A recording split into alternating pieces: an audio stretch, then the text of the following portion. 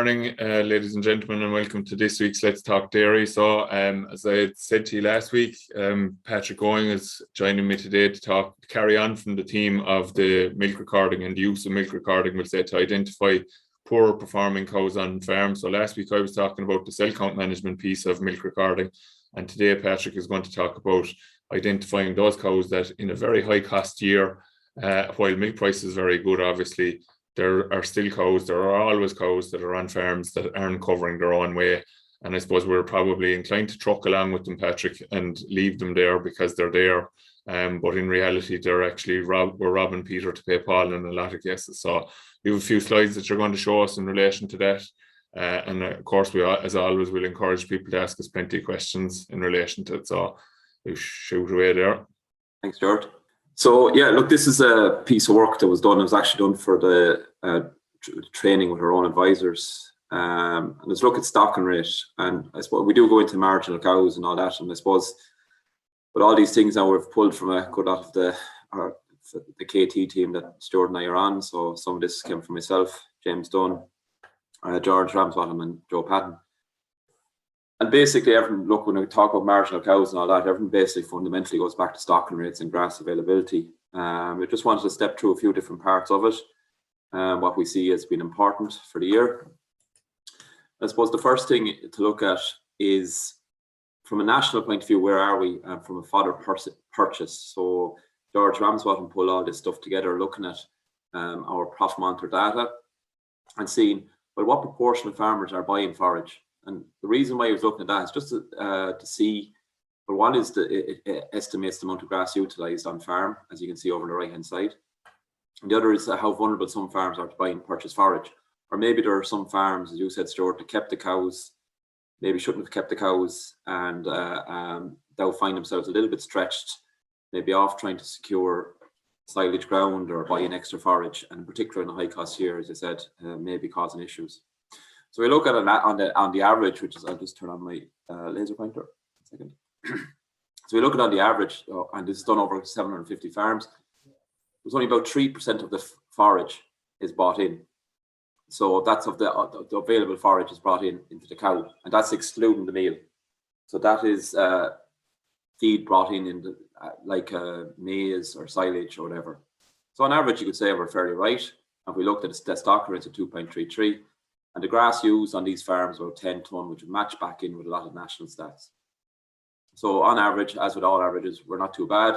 As we look forward into the current year, with the price of meal and everything else like that going up, most farms are able to grow what they need for themselves and only buying a small bit. But again, with everything, averages can be deceiving. And within that, then there's a good cohort, 320 of them. They're not buying any forage. But there's a section down here where there's 177 farms of the 740. They're buying in 10% of the total forage. So there's a good few farms out there that rely heavily on buying in forage. And these farms there, the question is with them, well, one is, have they security in their fodder in the current year? But also, are the cows they have on farm paying for this additional forage coming in? And I suppose we want to dive more into them there. The interesting point there, obviously, as we go along there, the stocking rates have increased, but there's no increase in the grass growing and utilisation figures. So even though the farms are stocked heavier, the farms are not growing any more grass, and the balance is having to come in outside fodder. Is that all right, Stuart? Are there any questions on that? Yeah, so Patrick, I suppose just when the quotas went, the opportunity was there to ramp up, obviously, and people have stocked up on their platforms. Are we saying, or is that piece of work saying that it's not profitable to do that, or what exactly are we saying there? What we're saying there is, first of all, it's an overall stocking rate. So the grass utilises over here is on the overall across the whole farm. Okay. So the farm, when we look at profit monitor data, we all know what the discussion groups, whatever, we go onto the milking platforms, and the milking platforms on a lot of farms are humming quite well. Soil fertility starting to improve, good grazing infrastructure, all that. But the outside blocks tend not to perform to the same level and are pulling us back. And when we look at the average growth, then it's not bad. It's not as high as you might expect when you see what's going. Some farms are able to do on their milking platforms, and to me, the outside blocks are not growing to their potential. this is not showing anything to do with profit. So this is just showing where how the cow is fed during the year. The question when it comes then is the cows that you have and the system you're in, are they, for this additional fodder that you're bringing in, are they paying themselves for that? Or is all this extra work with these extra cows, is paying its way? So all this is identifying is where we are from a purchase forage point of view, where we are from a stocking rate point of view. I do think there was maybe for a while, as we increase stocking rates substantially, we will grow more grass. I think for a lot of farms now, farms can grow what they can grow. The gains in grass growth are minimal from now on, like maybe in some places where we get site fertility. So if you find yourself stretched for silage reserves, don't have a lot of silage left over, going out to market to buy stuff, are additional cows right for you? I suppose if that answers that, Stuart. Yeah, definitely. Yeah, like I suppose what you're saying there as well is that like vast majority of farms, soil fertility isn't right still. So in some cases, we'll say those farms that are buying in forage, by concentrating on that and getting that right, they could actually eliminate that purchase forage possibly and still carry the numbers that they do have. Yeah. So it's about there's no right or wrong answer in any of these things, and it's about asking a question on each farm. So if you're not growing the grass, can you grow more grass? If you can, then do what you have to do to do that. If you can't grow any more grass on your farm, whether it's a drought-prone farm or whatever restrictions the farm has, then should you be carrying the cows? And it's a pain to carry these additional cows to buy in this extra fodder. And some of that then is in the current year, and we'll go into it as well. Like if you are, for them cohort of farms that are buying a significant proportion of their forage in, they can't be going to market. Like it'd be very important that they have a secured supply, whether they're buying silage on the stem or whatever it is, or maize on contract. At least they need to know they have it, because the market we're in at the moment is very variable. Okay. So just on that then, as we said, with the options around purchase forage, if you need to buy forage, make sure you have it. You would have discussed that last week too, there around the lame cows and high cell count cows. Obviously, keeping cows longer on farm, keeping a higher stocking rate, reduces the amount of available silage you can grow during the year and save. So the earlier you cull them on low performers, when we're looking at now at the moment, based on what you did last week as well with the high cell count, lame cows, the ones that nearly self-cull, the sooner they go, the more silage you can conserve. And James Dunn did this work here. But so if you sell in April, while we're gone past that, if you sell cows in April, you'll save an extra 25 tons of silage. But if you hold them animals until September, you'll only save 12.5 tons of silage. So basically the difference is the grass that the cow would eat during them summer months. If the cow is not there, then it's available to be put into the pit. While if you keep her to the end of the year, the only saving is what she would have ate during the winter period herself. So if you find yourself short, getting rid of them low performers early can have a substantial impact on your fodder budget for the end of the year. And look, we all know where meal is going and things like that. Like, so having a look at that and doing a fodder budget, while the grass growth has been really reasonably good and there's a lot of silage made, it's a very good opportunity now to sit down, do your fodder budget, see where you are, because we can't afford any shocks towards the end of the year or early next year. And I suppose again, Patrick, just on that as well, with like if John Maher or Joe Dunphy or John Douglas were on there now, they'd be also saying about the importance of maybe getting rid of those poor performers, just to allow you to build the grass as well for the back end, to avoid having to put in costly feed to try to stretch grass. Like, yeah, 100%. So the sooner to go, the lower the stocking rate, which either has two effects. One is you build grass or conserve grass, or you leave more grass available for the better cows that are there. So no matter what way you look at it, it's a win-win. Okay. And look, this is again, this is just cost figures and things that James will have done up. But silage is going to be dear. So if we are going to market, one is, will it be available? Number two, if it is available, what price will it be at? So we just need to make sure we have fodder security in the current year. Well, in every year, I suppose, but this year in particular. Okay, this is just a little bit too, I suppose, is all lining up to what, when we get onto the marginal cows, Stuart, the cost difference between 2021 and 2022. So last year for the dairy conference, James Dunn and I did work about where we looked at the cost structure of cows over the period from 2015 to 2020 and what the growth was like. And then we always also projected forward for 2022. And I'd say our projections were right for about 2 to 3 weeks, and then fertilizer and meal and the whole lot started moving. And so we looked at it there again just to see where we're going. And again, for anyone that hadn't seen that paper, like, it was basically the cost of keeping a cow had been tipping around 1,000, 1,100 around in 2015, sort of creeped up to 1,300 over the 5-year period, and then it took a significant jump in the last 2 years up to the period of 2020. So we ended up in 2021 with the average cost of keeping a cow, so that's a cow and a replacement unit, of 1,656. So for every cow and replacement unit following behind that, so it's €1,600. And when we project forward, that's going to increase by up in €550, or bringing it up to €2,200 per livestock unit on the farm. And as you can see, the main ones, which are no reason to what we've done there, is obviously the meal has gone up. Fertilizer is the biggest jump, significant. And when we look back over the previous years, fertilizer had actually been quite consistent and fallen over the period of 2015 to 2020. That's the one that's really took a jump. Meal, the level of meal feeding was relatively consistent as well. It had creeped up a small bit in that period. But obviously the purchase price has gone up substantially there. Contractor, again, that's been creeping up, and energy costs. Other variables haven't moved as much, but some of them are starting to move now, in the likes of medicines and things like that. Polythene and all that are going up in price. So what we got is a lift in your variable cost of €500, and most of that lift is coming from fertilizer. So again, a poor cow didn't have to do as much work there to cover herself. She has a lot more work to do now to cover her skin, because the cost of keeping these cows is substantial. If you load that on where you have to start putting in purchase forage, so if we go off and you have to buy in a lock of bales or whatever it is, that's going to increase that figure, which puts further pressure on the lower performing cows. We just look at the fixed cost. Fixed cost, it's mainly a variable cost problem we're in at the moment.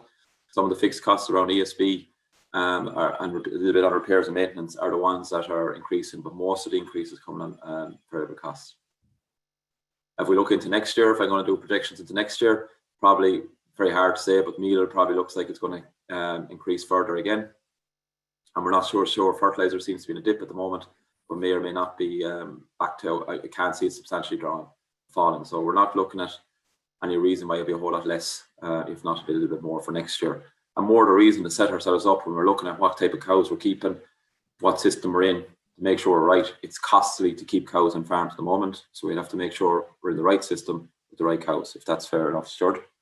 Yeah, sure. And I suppose, Patrick, very crudely, like, just that €2,200 there that you have down, it's like 4,400 litres has to be sold to cover that.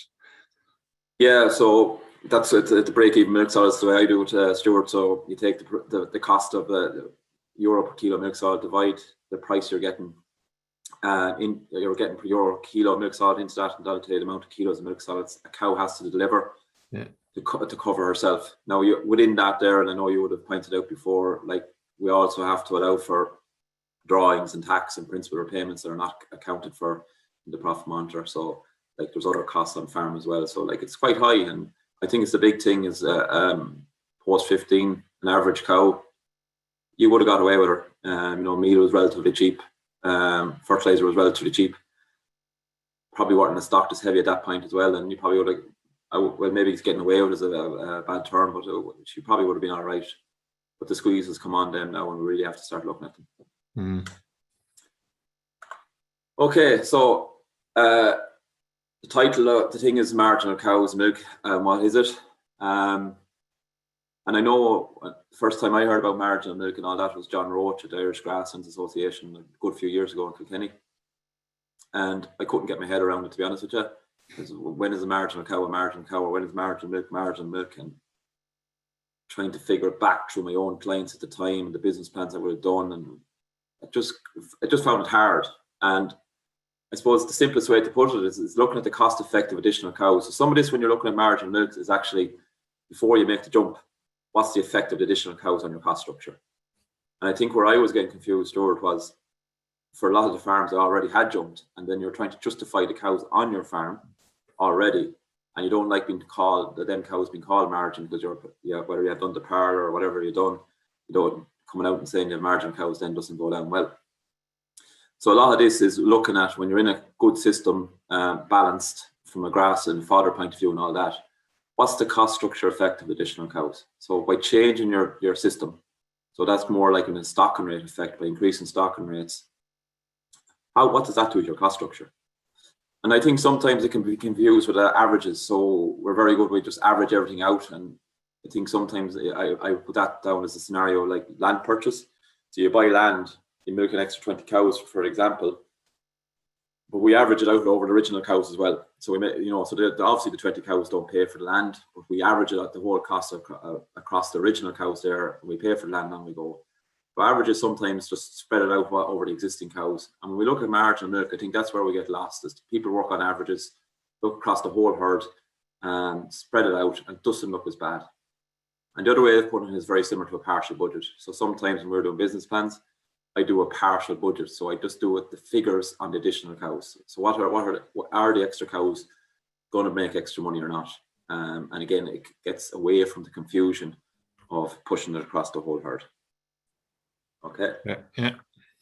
So if we take an example, this is a rough example. So if we take 100 cows stocked at 2.5 livestock units per hectare, and they're feeding a ton of cows, I call that a very, very similar to the on the first chart we put up there, the George Ramsbottom had done. Their fodder is self-sufficient. They're feeding about a ton, growing about 10.5 ton. Okay, nothing too, they're thereabouts, going well. Farmer wishes to increase cow numbers, and he has no extra available land. So he wants to go to 3.1 livestock units per hectare overall. That's an additional 24 cows. So he's going from 100 to 124. So it's not a massive lift, but obviously for the farmer, it's significant. But to achieve that, he has to feed an additional 200 kilos of meal, assuming no extra grass growth. So that comes back to the question, if the farm can grow more grass, then grow more grass. If it can't grow more grass, the feed or the energy has to come from somewhere.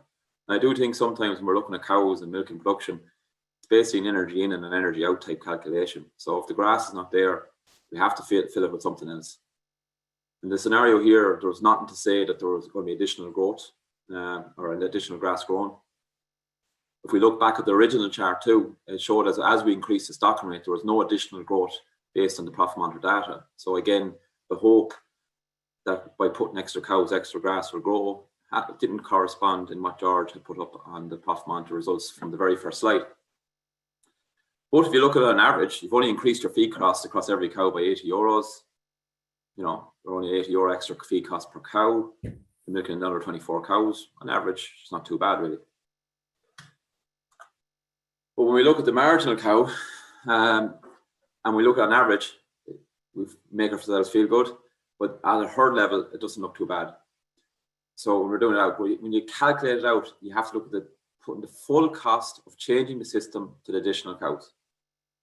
So if we look at that there, so while we only increased by 200 kilos, at a herd level, we were feeding before the change 1 ton. So that's 100 cows by 1 ton, very straightforward calculation. At the higher stocking rate, when we went to 3.1, we now feed 148 or nearly 150 ton.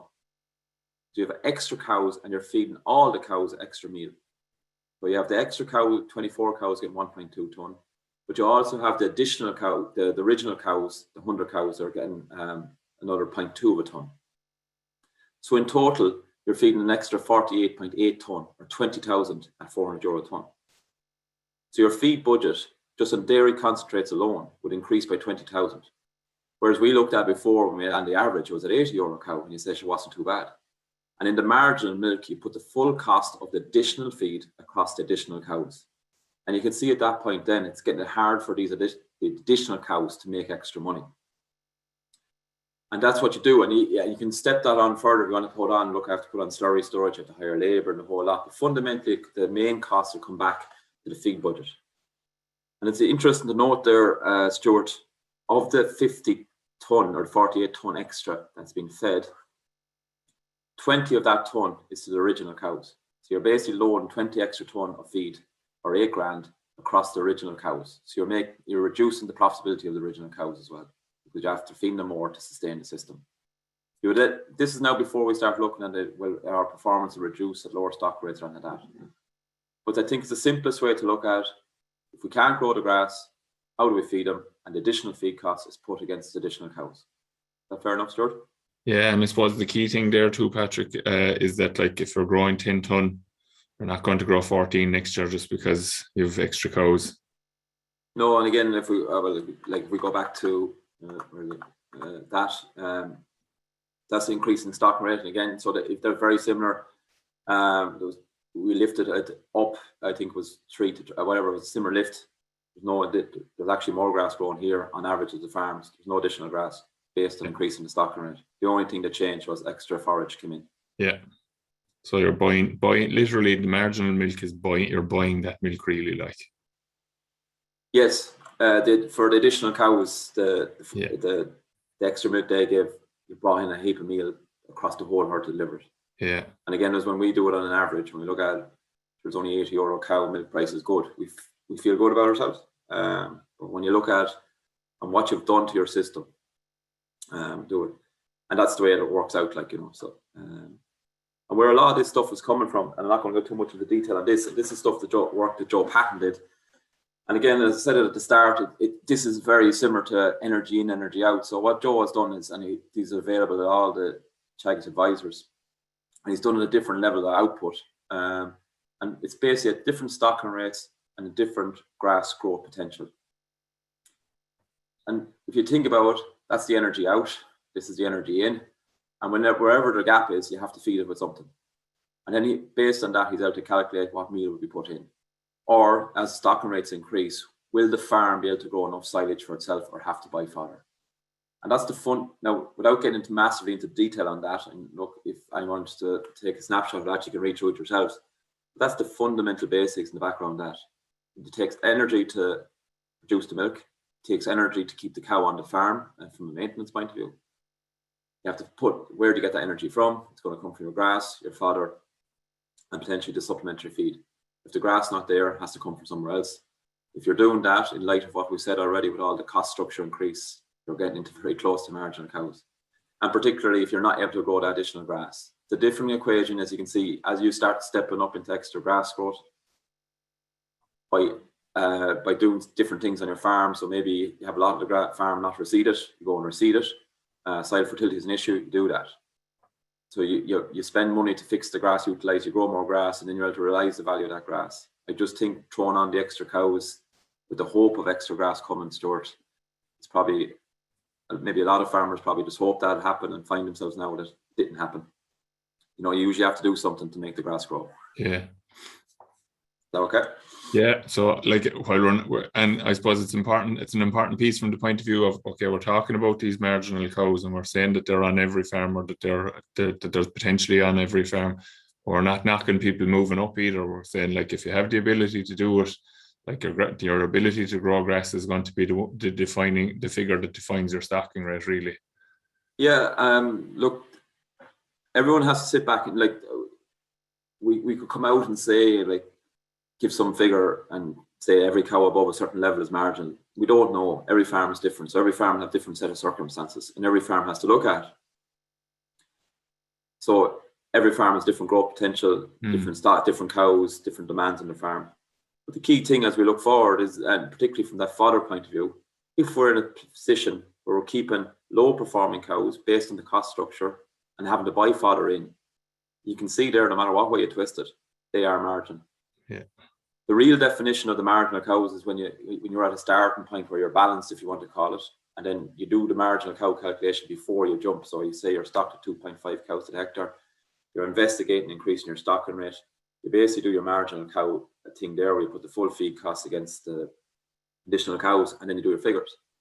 But for some people, and we'll show that now an example in a minute, marginal cows is nearly a backward step. We may be in the marginal cow situation already. We're a bit stretched. We're struggling to get our fodder requirement in, and maybe a step back to a more normal level, or a matched level to your grass growth would be a better thing. Okay. But, and that's where when I said I was confused at the start, so that's where I struggled with the marginal cow, because I was with farms that maybe had gone too far trying to figure out when I was being explained by John Roach, it was at the start before they jumped. Yeah. And that was where the difference was. That's just another example. Again, it's the same thing. It's just done at a higher end. They're actually the figures I used for the example. So I pulled some of them figures directly off Joe's table. It was a 450 kilo card, but basically close to the slightly better than national average. Same idea, different stock rates, different grass growing, and what's the effect on the cow for the amount of energy you have to provide and your silage situation. Yeah.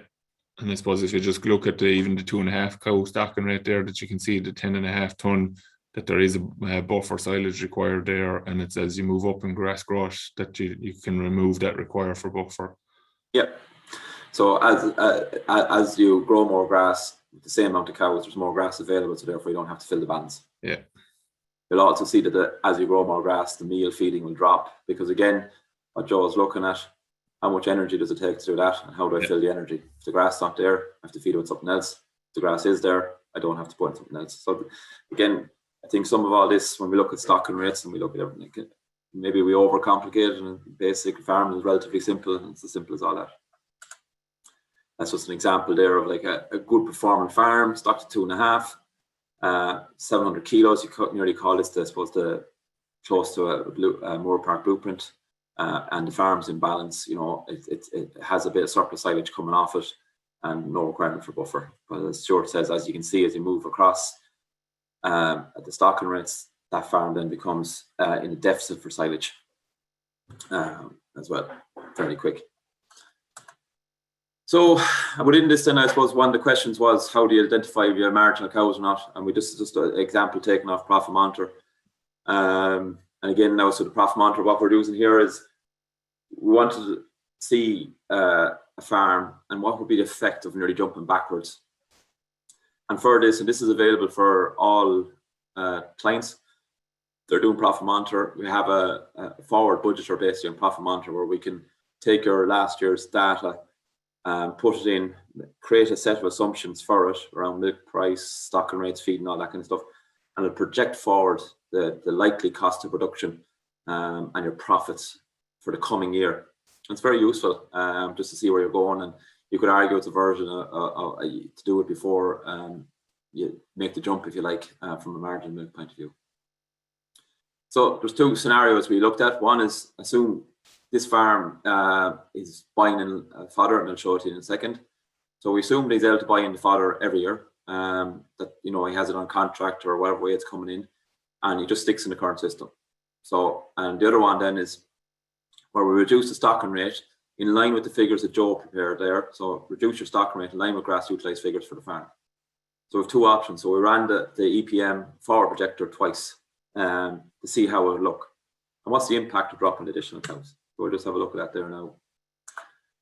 So this is where the farm is currently. So you can see stocked heavy overall, and stocked heavy on the milking platform. So they'll be in this farm would be in the bottom box in George tables, the people who are buying in a substantial amount of fodder. These kilos of milk solids is 445. So very similar to the energy type figures we used for the marginal cow simple example we did. Okay, so that's where he's at. We look forward on the figures. Then from his input point of view, feeding about 1.35 ton dairy concentrates last year, and feeding about 3 ton equivalent of silage. So it's equivalent of 3 ton of silage per cow being bought in. Okay. Out of a total feed budget of somewhere in the region of 5.5 ton a cow. Yeah, that'd be fresh right now. Okay, sorry. Yeah, it's 3 ton fresh. So still a substantial, be still a 20% or something like that. Yeah. So this then they're the main two things that are driving his variable costs. It's the cost of keeping the cows in the farm. He's also quite a heavy user of fertilizer.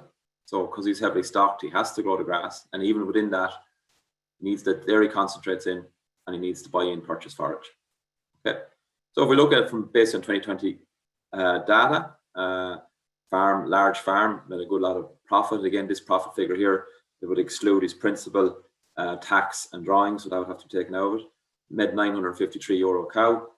The national average last year on EPM was a bit higher than that, but he wasn't too far off it. So Okay, you can say that's not too bad. So we run the scenarios then to see. So what we use for the forward projection is 54 cent a litre, up 9 cent, so not too far off that. We put the purchase concentrates up to 100 euro a tonne. So we basically, if we go back to what James did, where we looked at the cost structure increase, we basically implemented the same cost, the price rises that we used that table on this. We purchased the forage and put up to 45 euro a tonne for fresh silage. We put up the contractor costs. We didn't change any of the other variables, because if we look back at what James had done, there was very little change. And we increased energy related costs by 50%. So that's your ESB and your machinery running costs. So they're the only changes we made to the cost structure. Okay. So the labour, land lease, all the vet, AI, they all stayed static from it. So the main changes were the increase in fertiliser, concentrate, fodder, and the milk price. So if we look at that going forward, even with a 9 cent a litre increase in milk price, the farmer will have a lower net profit than he did in 2020. Still profitable now. So again, he's still a profitable farmer, still a substantial amount of money there, but he's at lower profit. And the reason why this farm is at lower profit is because he's more exposed to increases in the three main things, which is our meal, fertiliser, and purchase forage. Everything that's going to be there, he uses a fair bit of. And so there, even though the milk price is up 10 cent a litre into projections, he's not getting, because his cost structure is higher. So because he's reliant on these things, he doesn't gain as much of the lift as the average farmer. If I'm explaining myself right there, Stuart. Yeah. Yep, it's okay. So that's where it is. So as he moves on, he'll find a little bit of a pinch towards, but still profitable, and the milk prices helping him in the system to sustain that. If we look at scenario 2, so in scenario 2, we reduced by 28 cows and 20 replacement units. So if you think about, obviously, if you're long term, you're going to have a smaller herd. You don't need as many heifers, so you reduce both. And what we're trying to do, and the reason them numbers were picked, was basically to get back to a scenario where he didn't have to buy any purchase fodder. So we went back, looked at Joe's tables, got to the stocking rate based on all the other things, to where he would not have to buy additional fodder. So that's the change we're after. And that equates to a drop in 28 cows and 20 replacement units. So when we say replacement units, it's 0 to 1s and 1 to 2s. So it's to get it combined. We used the same milk price as scenario 1, so there was no change in milk price. Same cost projections. So the same lift in meal, fertiliser, forage, and all that. We didn't include the income for the sale of the additional cows, because that's a one-off as such. You sell them in 1 year, it won't be in the system going forward. So that money is not in this and would be available if you required when they are sold. We did increase the milk output. So the milk output increased to 467 from 445. And that's matching back to what Stuart did last week with the milk recording. So we basically went in and looked at the any above first lactation animals in the bottom 10% and pulled them out.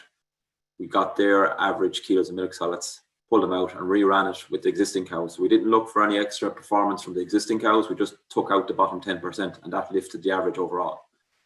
We would expect, because we're destocking the system and all that, that you might get additional milk beyond that, but we haven't that put in. The main cost savings, no additional outside fodder was purchased. Same purchase concentrates per cow, so we left it at 1.35 tonne. We didn't change that, and we didn't change the fertiliser rate per cow. We didn't change the labour, we didn't change land lease. So the only main change is the cows gave a little bit more, and there was no silage and fodder bought in. Okay? Yeah, so basically you're kind of leaving everything the same, just to purely see the effect of changing the cow number here. But yeah, in reality, that wouldn't be the case. Your feed and fertiliser could possibly come down a little bit, like yeah. So there's you doing the backward step. Yeah. So if we look at the simple thing we did on the marginal cow there, we're doing this from going backwards, if you want to call it. Yeah. We're at the point of going back, and when we looked at the marginal cow, we only looked at feed costs. So we're doing the same thing here. Yeah. And what we didn't want to do either there, Stuart, I suppose, is important. Like, so we say to justify this and say, look, you're dropping basically 50 livestock units there, you may cut the labour. Yeah. I don't think a lot of farmers, well, first of all, if they have the labour and they've secured labour, would Go that would change be an it. option for them. Yeah.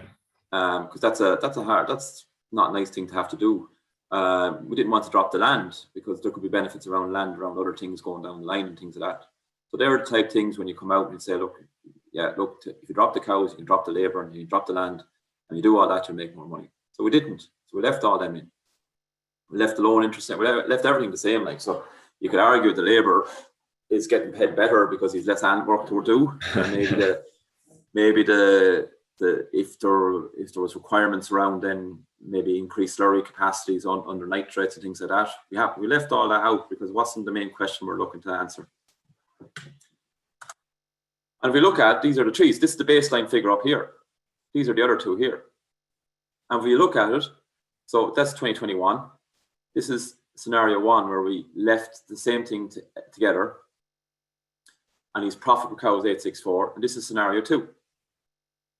So there's 9 grand in the difference between scenario 1 and scenario 2. Okay. But if you do look at over here, his margin per cow is €100 more than scenario 1. So it's more sustainable, or his break even, or whatever you want to call it, is higher. And it's actually matching the profitability from the baseline year. Now you might say, look, there's 9 grand less, and not to be sniffed at 9 grand. But again, when you take out all the other considerations we left out of it, you can see the impact of the feed cost on the farm. So in this scenario, they don't have to buy extra fodder. They have less animals in the farm, under less stress potentially, and there is scope for an extra output. And the question you asked there, are they doing a lot of work for 9 grand? The other thing to note there, Stuart, as the price drops, and it will drop at some point, which is going to have the biggest impact on the one where you're using less of inputs, or the one where you're using more of them. So if you stay in the higher cost system, because it's not as profitable per cow, as the price drops, this will actually sustain longer than this one will here. And that's what we're getting on a lot of farms, is that we're just pushing it too far. We're milking the extra cows. They might cover themselves, or maybe a little bit less. And again, if you go back to the original marginal figures, when you put the full feed cost on them, they're not leaving as much as you think, and they're potentially putting the whole system under stress. Okay. Yeah. And again, if we go back and look, you start adding on the other little bits and pieces on it. The other, like if you take 9 grand across 150 cows, I think it's only about 5 or 6 kilos of milk solids or something like that. So yeah. The balance of the cows left increased by another 5 or 6 kilos of milk solids. It's not a whole pile. It'll be actually the exact same. Okay. And in reality, you would expect that 9 grand wouldn't actually be there. But because of the way we've done the scenarios here for this, there is a 9 grand deficit. But in reality, the cows in scenario 2 are probably going to perform better. There's probably going to be further reduction in cost that you haven't factored in here that are going to actually equalize that difference probably. Yeah. And like the way I set up the figures for scenario 2 to be not work, if you want to call it. So you can get accused of a lot of things that you're massaging. Yeah, massaging the figure. So I did everything. I didn't do anything to get the figure I wanted. If anything, you could argue I went the other way. Yeah. But I still managed to get very close. Yeah. Yeah. And like the reality is, he's still probably a slightly bit overstocked. He's probably still. We didn't reduce the fertilizer. We didn't reduce the meal. So you'd find the 9 grand easy. So then you would say you're milking 30 cows, keeping an additional 50 livestock units on your farm for what? 9. Yeah. That's it. Yeah. So, in summary, a proportion of the farmers reliant on purchase feed. So if you're again, averages can be misleading. On average, there's no problem from a fodder point of view. But there is some farmers are substantially exposed to purchasing fodder. Complete a fodder budget, as we said. Make sure if you have a security, that's fine. Look at your costs are going to increase to keeping the cows. Make sure the cows you have are paying their way. Get rid of all the low performers, the ones that self-cull, if you want to call it, early as you can from fodder point of view. You could argue that fodder this year, it'll be worth more next year because if feed continually goes up in price. I think from a marginal cow point of view, like it's not that we are saying go out and cull a ball of cows or anything like that. we're saying for everyone to look at their figures. You may choose, there may be reasons why you might say, well, like, we're going to stock up in the short term because there might be something happening that might happen down the line, or there's some reasons. It's not that you don't do these things, but you have to understand how it's affecting your farm and your cost structure. And for some reason, then people may decide, look, for next year or two, we're going to have to do this until something else happens or whatever it is. That's fine, but you're doing an educated scenario rather than just chancing it. And what I would see, Stuart, is the planned growth post quota. You know, we did the business plans, we did that, built the shed, the part, the whole lot. They were all, that was the easy bit. And then we got, I think, the accumulation of growth then. So every year there was additional 10 or 15 heifers. And every year additional 10 or 15 heifers were kept. And the cow numbers increased. So where we were at, say, stocked it, just call it on the milk and pat from 3 cows a hectare. I think milk and pat are going well. Next thing there's another row, and then there's another row. And after 3 to 4 years, because of just such amount of young stock coming through, we actually changed our system without knowing we changed our system, if you know what I'm saying. I don't think anyone went out chasing this. It's just sort of natural. We got used to holding on to the stock, and that's the way it went. Yeah. And you'd see in a lot of farms there, and again, I'm profit monitor that, you'd see that in more mature type groups. They can't grow to more grass. They're probably gone a little bit beyond where they should be. And it wasn't a decision that they decided to go that chasing something. It's just sort of probably happened over time. By accident rather than by design. Yeah, it's like having the first child and the second one comes on by accident, like, yeah. And they keep coming then. Yeah. So I suppose in summary, I suppose, Patrick, then, like, what you're talking about is, like, I think a good analogy of it is, like you keep saying on average there, and I can't remember where I read it, but somebody said when your head is in the oven and your backside is in the freezer, on average you're okay. But like it does, it puts it into perspective, like. So, and there's an awful lot to be, like, what we're talking about there as well, and following on from last week, is actually getting rid of cows that are underperforming. We're not necessarily saying that you're culling cows, but you're actually getting rid of cows that aren't just not going to, they're not going to do anything for you. And the other thing, following on from what you said, like, as you said, if somebody sees an opportunity coming ahead of them, if you are going to stock up in that period of time, stock up with good cows. Yeah, that's a very, very important key factor in that. Like, yeah, it's costing a lot of money to keep cows on farms, so very good ones. Yeah, so we've stunned them into silence because there's no questions, which I'm surprised by. But so if anyone has a question, jump in quick. I suppose in the meantime, I'd just like to thank you for coming on, Patrick, and for giving that presentation. And I think you broke it down nicely, so people will have a good handle. It might be something that there could be a few questions come back on later, because people will have time to chew on it over the course of the day or whatever. But in the meantime, there's nobody. They're stunned, completely shocked by what you've done. The last 10 years, time to carry more cows now. Go back, yeah. So. It's all your fault. Yeah. All right. So thanks very much. So next week, I'm hoping to. I haven't secured yet, but I'm hoping to talk to some of the people in the National Farm Survey unit next week, following on from the release of the National Farm Survey figures for 2021, and we'll focus on the dairy numbers there. Hopefully we'll get that sorted for next week. In the meantime, we wish you well for the week, and safe farming to everybody, and take care.